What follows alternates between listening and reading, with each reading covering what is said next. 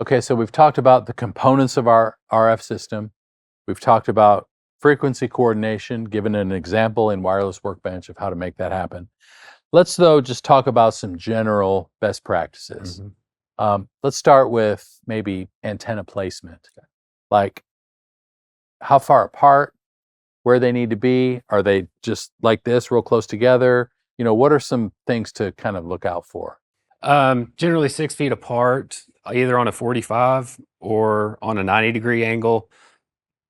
Best case scenario, because if they're both standing upright, as you're moving a microphone around, up and down, it's going to transmit different. So having them facing a different direction is going to be best case scenario. So it just gives those antennas a wider range to receive that signal in. Yeah. That's great. Yeah. What about, I've been in a lot of churches where their wireless mics will be at front of house, just for the engineer to be able to monitor things quickly and to troubleshoot things. What about the distance from the stage to front of house and what to look out for in that? Yeah, and I mean, that can totally work just fine depending on the scenario, but just a good active directional antenna, line of sight, not the little half-wave whips on the back of your receiver, Right. but something really directional that's focused in on that area could work just fine. Because those little whips are what come with Yeah. most microphone units.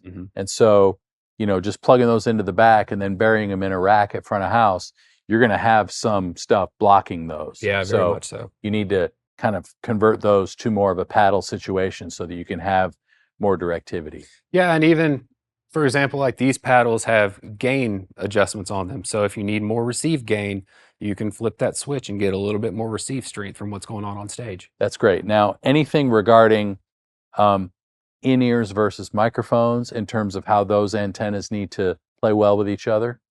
Yeah, I mean, best case scenario, you're going to want to set your transmit antenna up in front of your receive antennas. Think about it. So transmit antenna directional is going to transmit that way. So the biggest null in that antenna is directly right behind it. Exactly. Yeah. So setting your receive antennas up directly behind it is going to give you the best case scenario. That is probably going to help a lot of people. Yeah. And then we said before, any obstructions, especially metal, is bad for antennas. So we need to make sure that there is an actual line of sight. So behind a pole, or if you're up on a piece of truss, make sure that there's not truss that's blocking what that antenna is supposed to hear. Yeah, whether that's an LED wall that has those metal grids inside of it. Yep. Think about it like a chain link fence. I mean, it's literally working as a Faraday cage. It's just trying to keep signal from not going through it. And it's going to be the same thing with our antennas. That's good. So a few minutes ago, you mentioned gain on our antennas. So in terms of gain, is there anything else we need to be aware of? Yeah, a friendly reminder, if you are going to gain up a receive antenna, you're also turning up the noise floor of that antenna as well. So good clean signal is very important getting to that antenna, especially if we are gaining it up. Okay, good. Now, when we scan for our frequencies, if you notice here on our screen, this is our noise floor, so to speak. So hopefully we've done a good job of coordinating this in the first place so that as we raise that noise floor, if we have to, it's still kind of out of the way. Yes. But best practices for our performers and speakers is even more important. For example, encouraging them not to grab the microphone by the antenna, because this is the transmitter, right? This at the bottom. So if they're holding it here, there's an impediment to that signal. Yes. So we need to make sure to encourage them to hold the microphone properly, to hold it consistently so that there's not a lot of this if they can help it. Just, again, it's a conversation, it's communication, it's building trust.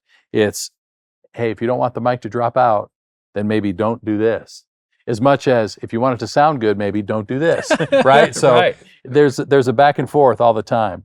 But I hope this is helpful for people to understand that there are some ways that we can maximize the potential of our system being more and more stable. Yeah, absolutely.